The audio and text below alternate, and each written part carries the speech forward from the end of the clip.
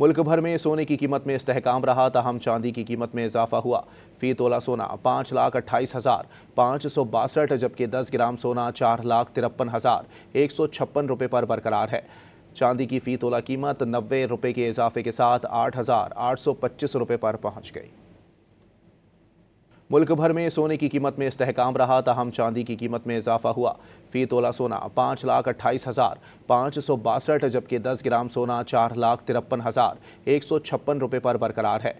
चांदी की फी तोला कीमत 90 रुपये के इजाफे के साथ 8,825 रुपये पर पहुंच गई। मुल्क भर में सोने की कीमत में इस्तेहकाम रहा, ताहम चांदी की कीमत में इजाफा हुआ। फी तोला सोना 5,28,562, जबकि 10 ग्राम सोना 4,53,156 रुपये पर बरकरार है। चांदी की फी तोला कीमत 90 रुपये के इजाफे के साथ 8,825 रुपये पर पहुंच गई।